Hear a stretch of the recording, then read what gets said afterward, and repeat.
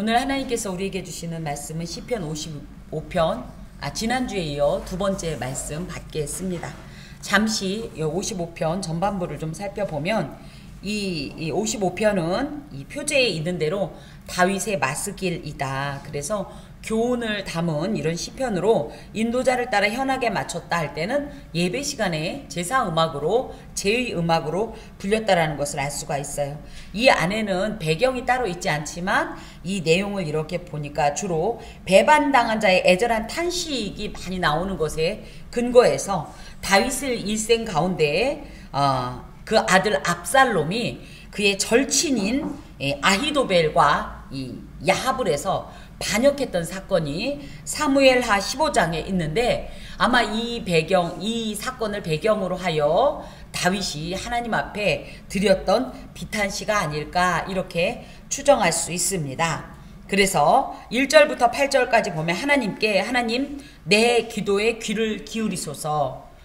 우리는 기도할 때 어떤 마음으로 기도하고 있어요? 그냥 내 속 시원하게 하려고, 그죠? 우리 그런 거 있잖아요. 어디 가서 막 야 이렇게 소리 지르면 속이 후련한 이런 마음으로 기도하시나요? 예, 들으시는 분이 계시다는 사실을 우리는 분명히 알기 때문에 그분에게 인격적인 교감을 요청하고, 그래서 나의 모든 것을 부끄러움 없이 낼 수 있는 것이 기도예요. 그 안에는 들으실 뿐만 아니라 듣고 나면 어떻게 한다? 이걸 가지고 분별하고 판단해서 우리 뜻대로가 아닌 아버지의 뜻대로, 그렇지만 나중에 보면 모든 것이 온전하게 역사하시는 분이 계시다는 사실을 신뢰하고 기도하게 되어 있는 거예요. 그런데 가끔은 우리가 기도할 때 하나님이 안 들으시는 것 같은 그런 생각이 든단 말이죠. 절대 그런 일은 없음에도 불구하고 다윗이 내가 간구할 때 숨지 마소서 이렇게 표현할 때는 마치 지금 너무 고독하고 너무 가까운 사람한테 상처를 입다 보니까 마치 하나님도 멀리 계신 것 같고 때로는 안 계신 것 같은 그런 감정을 일시적이나마 느끼고 있는 거예요. 그래서 그럴 일은 없지만 그 마음을 그대로 토하는 거예요. 인격적인 교제가 그런 거예요. 상대가 듣거나 말거나 내 얘기를 계속하는 게 아니라 가끔은 오라 나만 왜 얘기하고 있는 것 같지? 그럴 때는 전 그럽니다. 그럴 리는 없지만 하나님 듣고 계신 거 맞죠? 왜 아무 대답도 안 하세요? 왜 나 혼자만 얘기하고 있는 것 같죠? 막 이렇게 얘기를 해요. 그러면 또 그 다음에 하나님께서 주시는 또 감동이 있어서 그 감동을 붙잡고 기도합니다. 다윗도 그런 마음이 있었나 봐요. 내게 굽히사 응답하소서. 그래서 굽힌다는 것은 무언가 도와주려고 하는 어떤 이런 행동인데 그렇게 나를 도와달라고 얘기를 하면서 나는 지금 너무너무 고통스럽다는 거예요. 4절에 보니까 내 마음이 내 속에서 심히 아프다 할 때 이 아픔이 어느 정도냐면 아이 낳을 때 그 산모의 통증과 같이 이 세상 최고의 통증이라고 하잖아요. 그 정도로 온몸이 비비 꼬이고 온 이 내장이 다 꼬이는 것 같은 이런 통증을 지금 관계 속에서의 상처 때문에 느끼고 있는 거예요. 여러분은 이런 경험 있으신가요? 너무 가까운 사람한테 상처를 입고 배신당해서 괴롭고 서운하고 그러면서 너무 마음이 아파서 밤잠을 이루지 못하는 이런 일이 있으셨나요? 원아웃 건데 없었으면 좋겠어요. 근데 살다 보면 이상하게 전혀 나는 그걸 의도하지 않았는데도 오히려 가까운 사람에게서 상처를 받곤 하더라고요. 이런 예가 예수님께도 있잖아요. 가장 아끼는 제자한테 상처를 받으시고 배신당하시고. 사람은 그래서 누군가 그렇게 얘기하는 거예요. 사람은 신뢰의 대상이 아니다. 그냥 사랑하는 대상이다라는 표현이 이런 것에서 저희가 그런 표현을 이해할 수 있을 것 같습니다. 게다 대고 실제적인 두려움을 느끼는 게 지금 왕권 찬탈을 위해서 일으킨 전쟁이기 때문에 한나라의 왕이 둘일 수는 없잖아요.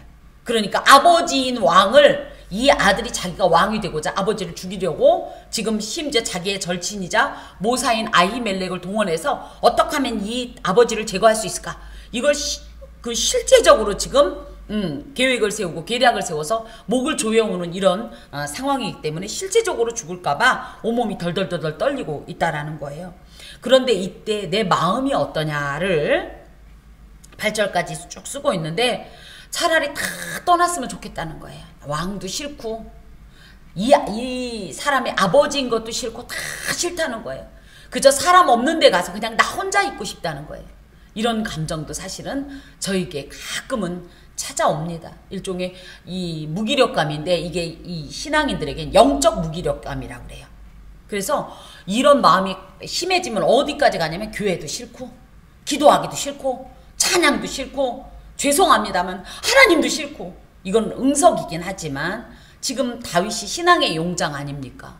다윗 하면 떠오르는 게 골리앗과의 말도 안 되는 전투에서 나는 여호와의 이름을 만군의 여호와의 이름을 의지하고 나간다 그래가면서 작은 돌멩이 하나로 골리앗 이 거인을 물리친 이 다윗이지만 너무 깊은 이 상처로 인해서 영적으로도 너무 지금 침체된 번아웃 상태가 된 거예요. 그러면서 또 그 이유가 내 개인적인 것도 그렇지만 이 거룩한 선민 공동체에 임하는 악 때문이기도 하다. 그게 뭐냐고 했더니 9절부터 강포, 분쟁, 또 죄악, 재난, 악독, 압박, 속임수 이것은 예수 믿는 공동체, 하나님의 백성 공동체 안에 일어나면 안 되는 곳이에요. 특히 이곳을 성내라고 표현하는데 이 성은 예루살렘을 의미합니다. 예루살렘은 뭐다? 이르 샬라임. 그래서 샬라임은 샬롬, 평화란 뜻이고요. 이르가 도시, 성읍 이런 뜻이에요. 그러니까 평화의 도시라고 이름 지어진 예루살렘에 절대 있으면 안 되는 이 가진 이 사람들을 강포 막 해하고 학대하고 나누이고 또 뭡니까? 막 악을 행하고 막 거짓을 하고 이런 막 죄악과 재난 등이 이렇게 있는 것이 너무 큰 상처가 지금 또 되는 거예요. 이것을 또 비유해 보면 교회 안에는 늘 평안만 있을까요? 교회 안에는 늘 사랑만 있을까요? 때로는 사실은 교회 안에도 이렇게 다윗이 탄식하는 것 같이 강포와 분쟁, 또 죄악과 재난, 압박, 속임수, 또 뭐 온갖 이 악행들이 가득한 것이 사실입니다. 그렇다고 그것이 교회가 아닌 것은 아니에요. 다만 그럴 때는 그걸 갖고 인간적으로 비난하고 상처를 입지 말고 하나님 앞에 그걸 아뢰고 그 모든 악을 제거해 주시기를 위해 기도하고 다시 한번 얘기하지만 사람을 보고 상처 입지 말고 사랑하려고 하나님의 눈으로 보려고 힘쓰는 것이 굉장히 지혜로운 판단이고 행동입니다. 그러면서 그런 행동을 하는 자들을 얼마나 이런 것이 합당치 않으면 9절에 보니까 끔찍한 말을 하는데 그들을 멸하소서. 누구 말 맞다나 다시는 일어나지 못하도록 잔인한 느낌이 들 정도로 그들의 혀를 잘라버리소서. 그 혀를 자르면 말을 못하듯이 하나님을 회방하고 또 자신 신정 왕국의 이 통치자인 자신을 마구 자신에 대해서 속임수를 행하고 또 고소를 하고 이런 모든 악을 대해서 하나님께서 멸해달라는 이런 고백을 합니다. 그러면서 여지까지는 그 원수 악인이 누군지 몰랐는데 그 악인이 누구냐를 12절에서부터 14절까지 밝히고 있는데 알고 보니까 원수가 아니라는 거예요. 누구냐? 너로다. 나의 동료로다. 나의 친구여. 나의 가까운 친구로다. 같은 표현이긴 한데 약간씩은 다르지만 그렇게 얘기하면 절친 오브 절친. 배신은 누구한테 당해요?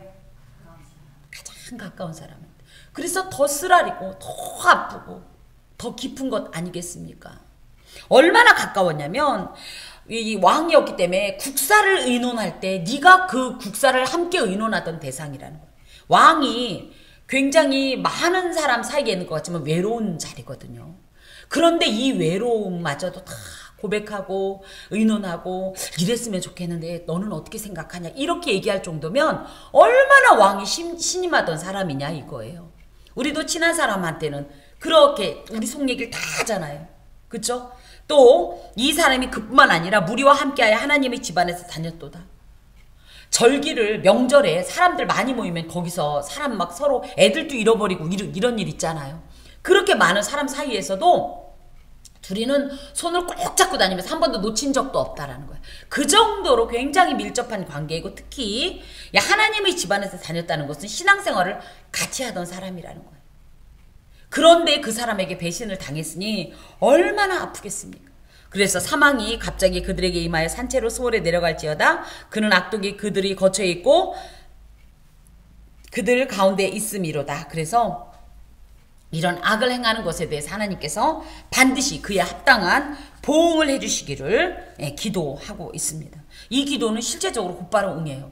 그래서 아들 압살롬은 자기가 자랑하던 순 많고 긴 머릿결, 이 머리를 엄청 다듬었던 사람이거든요. 근데 이 머리가 어떻게 이 머릿결이 나뭇가지에 딱 말 타고 가는데 걸려서, 그래서 다윗의 이 신하들에 의해서 죽임을 당했죠. 요압에 의해서. 또 아히도벨은 어땠냐면 자기가 어떤 그 지혜로운 계략을 냈는데 압살롬이 그걸 무시하고 그 모사를 그 계략을 취하지 않자 그것 때문에 실망해서 집에 가서 목을 메어 자살하는.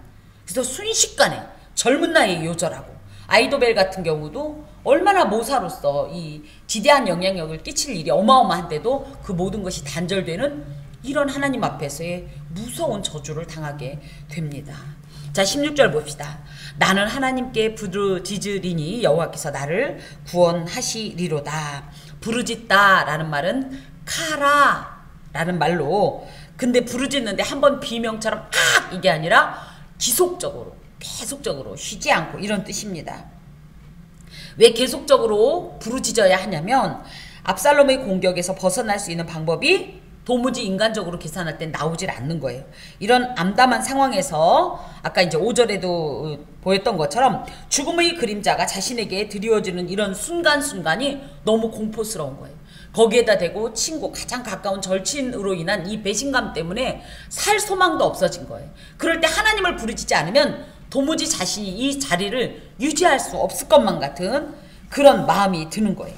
그래서 그러면 일반적으로는 어떻게 해요? 내가 어떻게 하면 좋을까? 머리를 막 이렇게 굴려보고 사람들한테 상의해보고 하지만 사실은 다윗은 그것이 실제적인 도움이라는 것을 믿지를 않는 겁니다. 왜요? 이제 사람한테 누구 말 맞다는 아주 신물이 날 정도예요. 누구도 믿을 수가 없다. 그리고 이 상황에서는 하나님밖에 나의 도움이 없다라는 결론에 의해서 이런 나는 이제 도망가려고도 생각해봤다. 또 내 손으로 어떻게 갚아보려고도 생각해봤다. 내 지혜와 경험, 이 사람은 전쟁의 왕이기 때문에 이 전술 전략에 있어서 타의 추종을 부러워할 정도인데도 내 이런 지혜나 경험 갖고도 안 된다는 것을 인정하면서 나는 이제 마음을 결정했다. 하나님께만 부르짖겠다. 하나님만 나를 구원하실 분이라는 것을 확신하고 하나님만 의지하겠다. 하나님만 이 문제를 해결할 수 있다. 그렇기 때문에 나는 계속적으로 하나님을 부르짖겠다. 이런 이 결단입니다. 여호와께서 나를 구원하시기 때문이다. 역사는 우리가 생각할 때 뭐예요? 사람의 어떤 그저 이야기들인 것 같지만 이 역사를 영어로는 뭐라고 불러요? 히스토리. 히스토리가 뭐예요? 히스 플러스 스토리예요. 그의 이야기예요. 그가 누구예요? 그래서 하나님의 이 크신 이 역사의 주체가 그래서 사실은 사람이 아니라 하나님이십니다. 하나님께서 이끌어 가시는 이 이야기 속에 저희는 등장인물로, 이것을 칼빈 선생은 뭐라고 했냐면 영광의 극장이다 이렇게 표현해요. 극장에는 어떤 일이 있어요? 어떤 이미 시나리오가 정해져 있죠. 그래서 그 시나리오에 따라서 맡은 이 배역에 따라서 이렇게 움직이는 거죠. 그렇다고 저희가 무슨 꼭두각시나 실로 막 움직이는 이런 인형이란 뜻은 아니지만 결과적으로는 뭐다? 하나님의 큰 이 위대한 섭리 가운데 우리는 한 점 한 점을 찍고 가는 그런 존재라는 사실이에요. 그렇기 때문에 우리가 어떻게 한 치 앞을 알 수가 있겠습니까? 누가복음 12장에도 나오지만 우리가 어떤 일을 계획한다고 해서 우리의 키를 몇 센치라도 늘릴 수 있겠습니까? 그걸 고백하면서 나는 결심했다. 사람 보지 않겠다. 오직 하나님만 보겠다. 그러면서 17절에 저녁과 아침과 정오에 내가 근심하며 탄식하리니 여호와께서 내 소리를 들으시리로다. 이 저녁, 아침, 정오는 하루를 말해요. 우리나라는 하루 그럼 뭐부터 시작하죠? 아침, 점심, 저녁. 근데 히브리 사람들은 하루가 언제부터 시작된다고요? 예, 일몰, 전날 일몰, 전날 해가 떨어지면 그게 하루가 시작되는 거예요. 그래서 저녁, 그 다음에 아침, 점심 이렇게 되는 겁니다. 이거는 이스라엘 사람들은요 하나님께 규칙적으로 하루에 3번 이상이죠. 적어도 3번 이상 기도하던 이런 민족적 습관이 있었습니다. 이런 내용이 다니엘 6장에도 보면 하나님 앞에 기도하던 것을 멈추지 않았다 이런 표현이 나오는데 이 것에는요 이런 의미가 있어요. 태양은 변함없이 항상 떠 있지만 우리 눈에 보일 때도 있고 보이지 않을 때가 있는 것처럼 하나님도 또한 항상 계시고 항상 우리와 함께 하시고 역사하시지만 우리에게는 보였다 안 보였다 한다. 하지만 우리가 이런 기도를 통해서 하나님은 여전히 항상 그 자리에 계시다는 사실을 기억해야 한다라는 것이 이 기도의 시간이 주는 교훈인데요. 다윗이 이 고백을 굳이 드리는 것은 그겁니다. 지금 내 눈에 볼 땐 이 절친의 배신으로 인해서 너무 마음이 아프고 상처가 돼서 하나님이 멀리 계신 것 같고 안 보이는 것 같지만 아니다라는 거예요.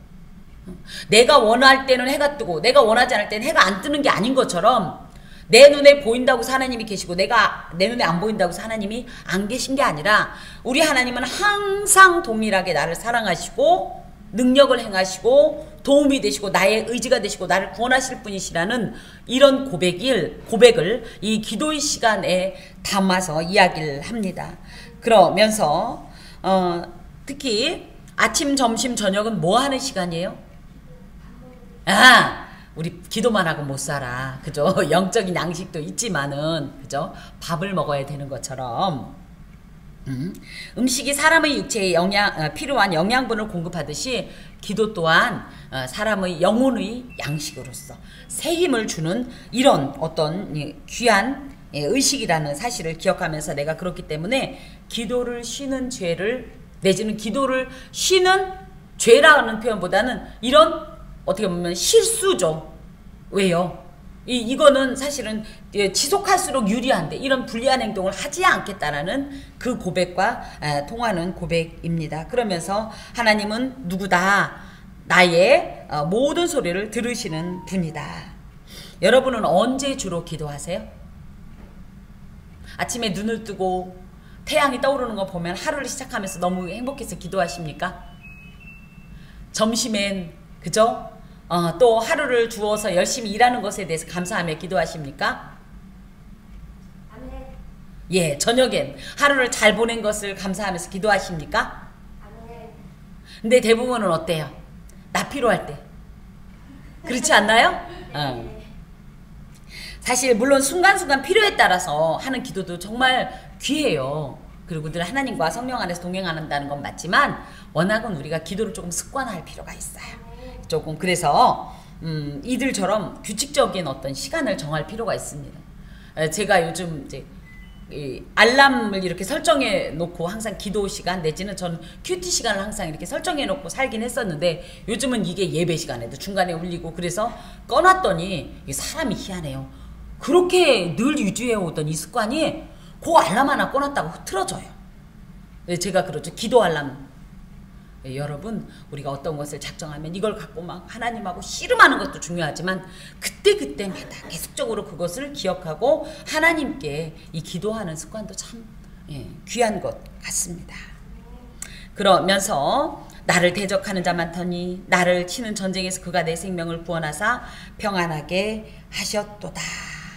대적들이 너무 많다라는 것은 이 수적인 것도 있다라는 거예요. 다윗은 지금 갑자기 모반을 당한 왕 입장에서 이 압살롬에게로 마음이 다 돌아갔다는 표현이 있어요. 백성들도 돌아가고 또 이 아히도벨의 어떤 이런 영향력 이런 것 때문에 수적으로 이 다윗이 훨씬 더 불리했어요. 그러다 보니까 수적으로도 대적이 많다라는 것이죠. 그런데 이런 표현도 있어요. 나를 대적하는 자 많은 어떤 이런 전쟁이라고 표현할 때는 하나님 안에서는 비록 상대가 제 아무리 많아도 내가 수적으로 제 아무리 열세라도 누가 계시면 장수이신 하나님만 계시면 이런 수적인 건 상관이 없다는 거예요. 이 사람은 이 경험을 언제 했어요? 어린 시절에 다 골리앗과 싸울 때 이미 해봤기 때문에 그 표현을 하는 겁니다. 특히 여기서 이제 전쟁이라는 표현은요 막연히 전쟁이라는 하나는 명사가 아니라요 백병전이라고 해서 가까운 거리에서 서로 칼을 들고 실제적으로 싸우는 전쟁을 말해요. 그러면 그때 백병전이면 뭐예요? 사람 대 사람끼리 붙어서 하니까 1대1로 싸운다고 치면 많은 숫자가 유리해요? 적은 숫자가 유리해요? 많은 숫자가 유리한데도 다윗은 내 편이 하나님께서 내 편이 되시니 나는 이 많은 숫자도 백병전으로 붙는다고 해도 이길 거다. 이런 확신의 고백을 드리고 있습니다. 그래서 결론적으로는 뭘 주시냐면 하나님께서 평안을 주신다. 근데 여기에 보니까 평안하게 하시리라 이래야 맞는 거 아니에요? 시제가 그죠? 지금은 아니니까 그가 내 생명을 구원하사 평안하게 하시리라 이래야 되는데 여기에 뭐라고 돼 있어요? 하셨도다. 아직 이루어졌다 안 이루어졌다? 안 이루어졌는데도 이루어졌다고 믿는 거예요. 보지 못하고 믿는 믿음이 진짜 믿음이라는 말씀을 하나님께서 예수님께서 하셨는데 신앙인은 그렇습니다. 보이고 나서 믿는 거는 예수 안 믿는 사람들 다 믿을 수 있어요. 안 그래요? 근데 아무것도 지금 보이지 않고 오히려 불리한 상황인데도 믿음으로 선포하고 나는 믿습니다. 이게 진짜 신앙이에요. 지금 평안하지 않지만 하나님께서 곧 나에게 평안을 주실 겁니다. 하나님께서 이 상황을 해결해 주실 겁니다. 이건 그냥 단순한 미래형 추측이 아니라 확신이에요. 그런 표현에서 다윗의 위대함이 있는 거예요. 신앙인의 위대함은 뭐냐면 선취적 신앙입니다. 안 보이지만 안 들리지만 불가능하지만 하나님께서 그것에 대해서 확신을 주시면 내 눈에 그 일이 어떻게 지금 진행되든지 간에 상관없이 그 최종적 결과를 굳게 잡고 있는 게 신앙의 저력이에요. 예수 믿는 사람은 걱정 없나요? 어떻게 걱정 없이 잘 사십니까? 아프지도 않으세요? 상처도 안 받고?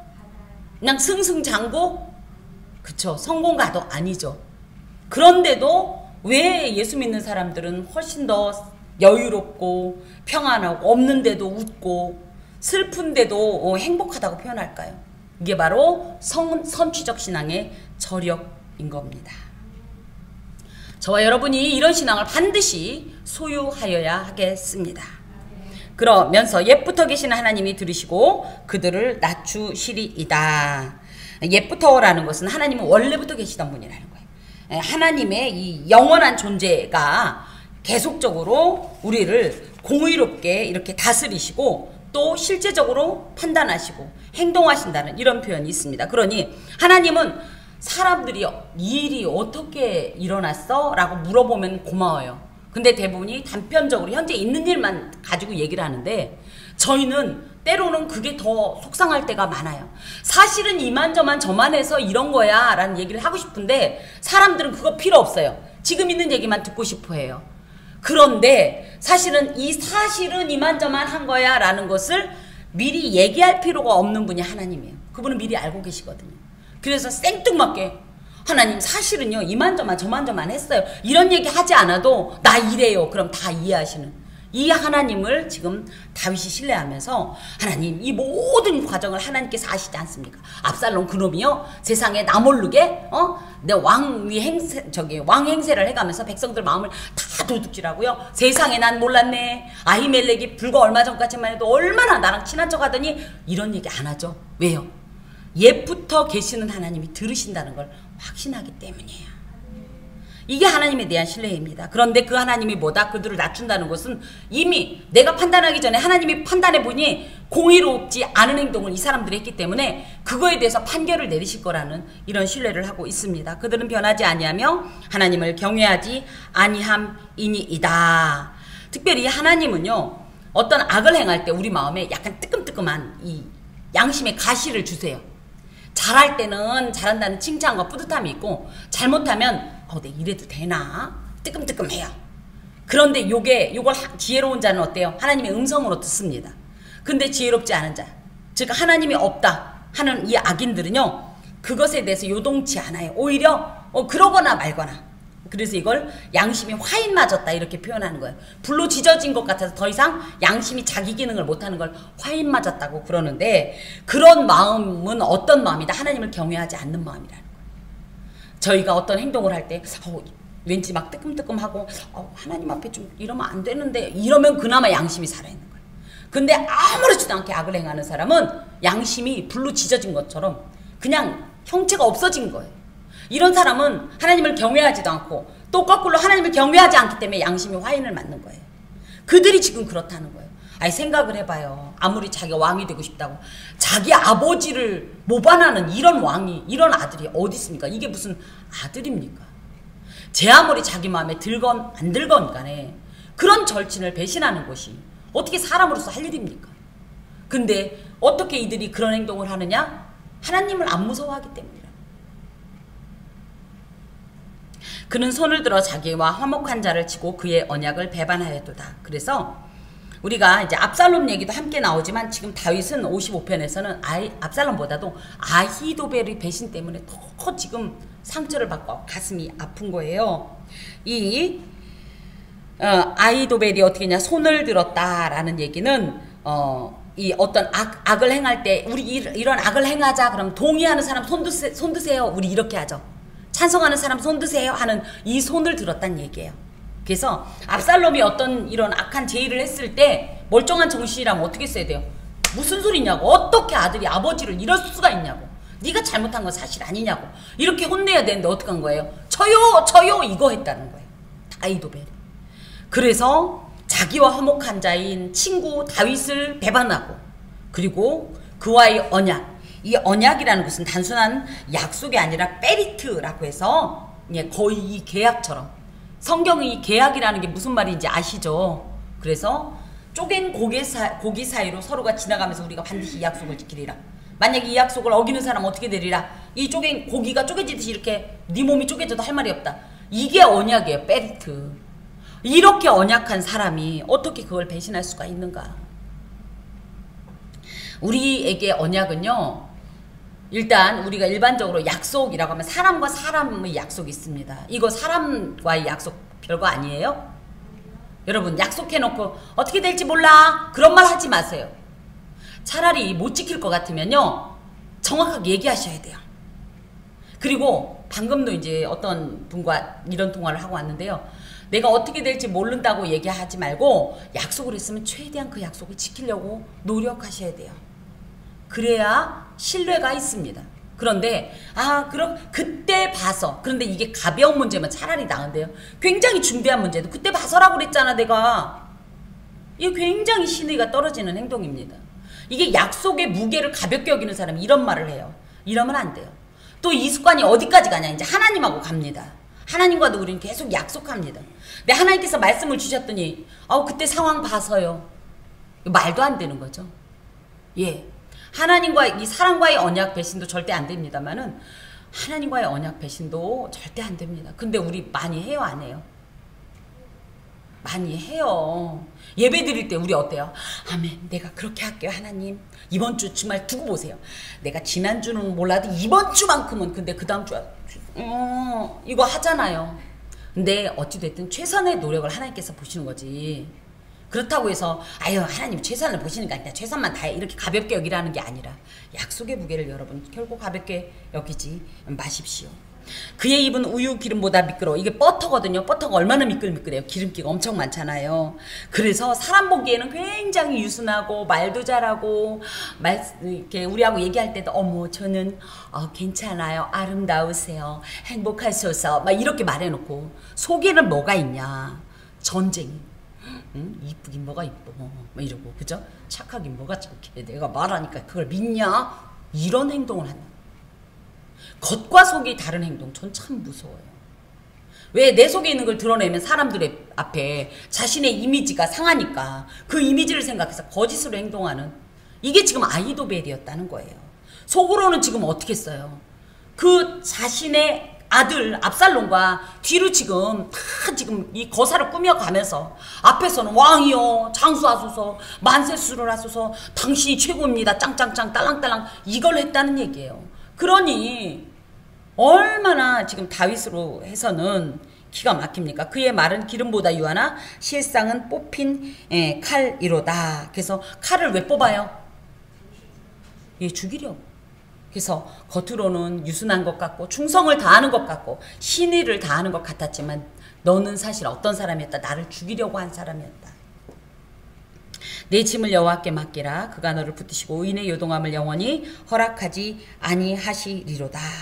지금까지의 분위기는 이제 자기의 마음을 하소연하다가 이제 어떤 표현이냐면 지금은 다윗 자신한테 얘기하는 거예요. 야야야, 정신 차려. 이걸로 계속 가다가는 이게 우리 얘기를, 속상한 얘기를 하다 보면 조금 하면 속이 풀려요? 후련해요? 어떻죠? 할수록 점점 생각나. 안 그러세요? 저는 얘기할수록, 가만히 있어봐, 처음엔 요 얘기만 하려고 그랬어요. 근데 얘기하다 보니 여기서 맞아 그때 그 일도 있었다, 어머 이제 보니까 그랬네. 까마득한 것도 다 기억나요. 또 이 얘기하다 보면 여기하고 관계없이 그런데 걔가 말이야 또 들어가요. 끝도 1도 없어요.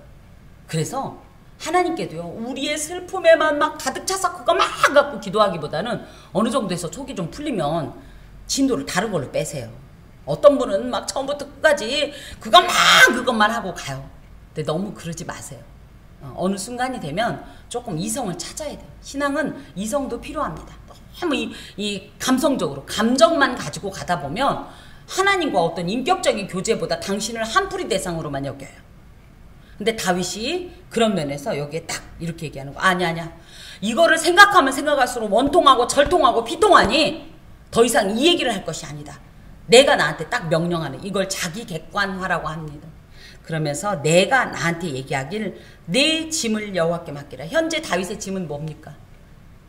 이 배신감으로 인한 상처, 아픔, 그리고 무엇입니까? 앞으로 어떻게 될지 모르는 미래에 대한 불안감, 그리고 갈등, 또 자신을 따라온 수많은 군사들과 백성들을 또 어떻게 해줘야 될지, 내가 만약에 패배가 되면 이런 복잡하고 이런 얽히고 설킨 이런 실타래를 더 이상 난 풀 수 없습니다.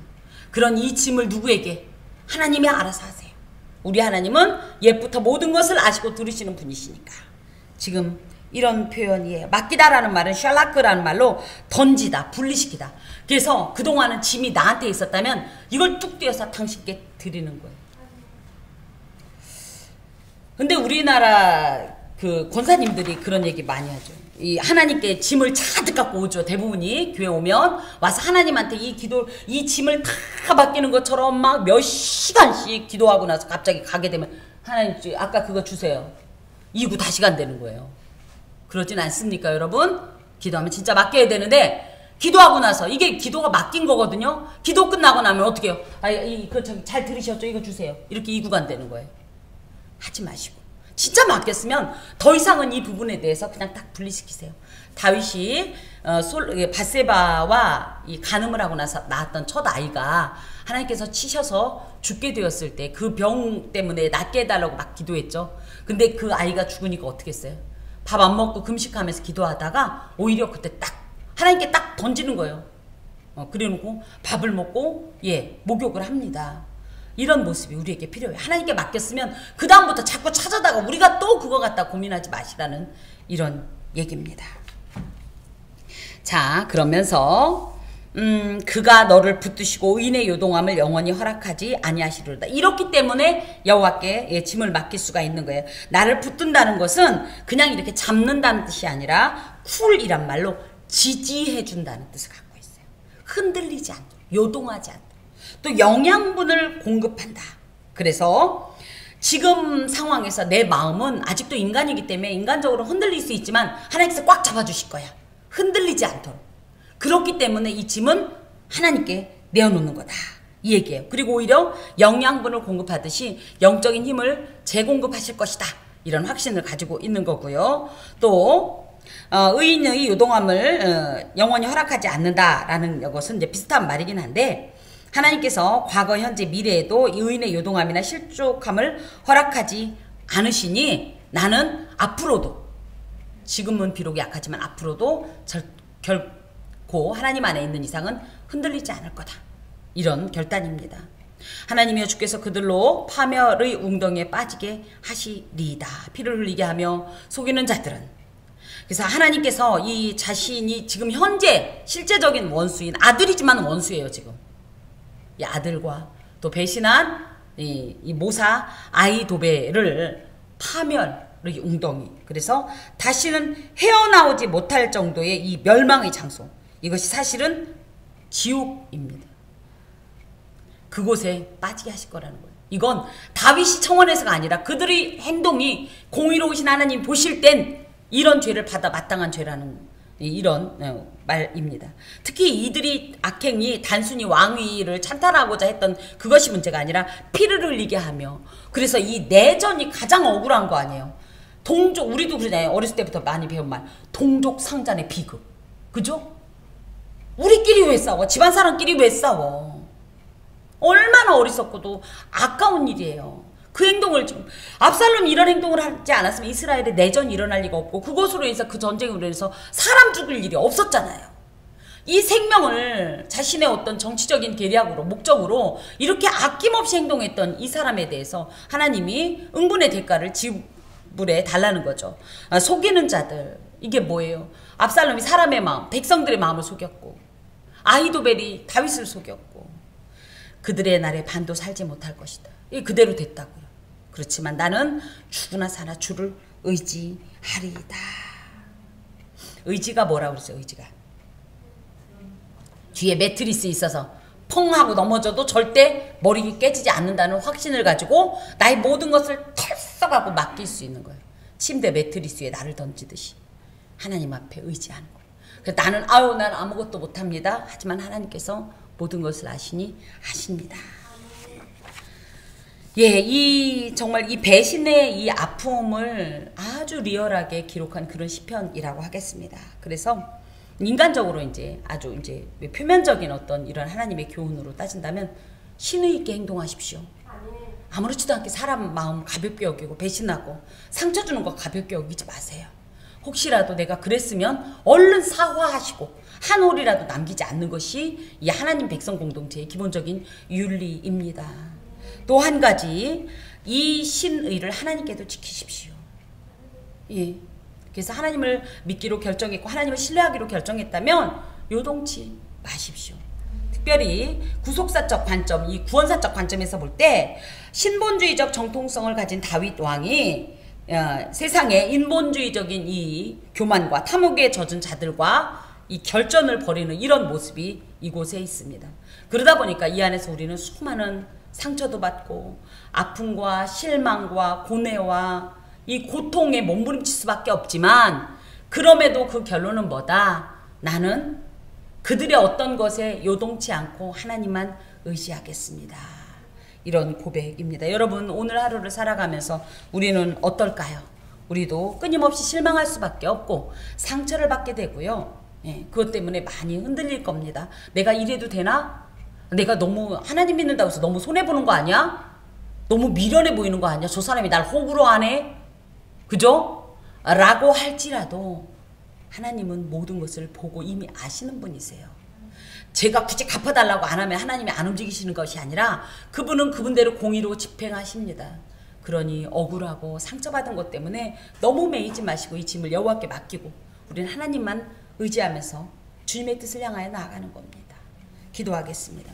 하나님 감사합니다.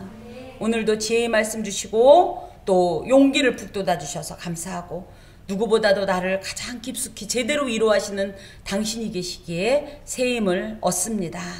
하나님, 많은 어떤 순간적인 이 판단과 결정을 요구할 때마다 하나님 편에 서게 하시고 하나님께 묻게 하시고 하나님을 의지하여서 하나님이 원하시는 길로 행할 수 있도록 도와 주시옵소서. 마음의 모든 상처도 위로하여 주시고, 우리 또한 누군가를 아프게 하는 자가 아니라, 누군가를 배신하여 그를 고통스럽게 하는 자가 아니라, 할 수만 있다면 예수님처럼 겸손하고 또 온유하며 그의 마음을 위로하고 새 힘 주는 십자가의 길을 걷는 자 되게 하여 주시옵소서. 감사하고 예수 그리스도의 이름으로 기도하오며 아멘.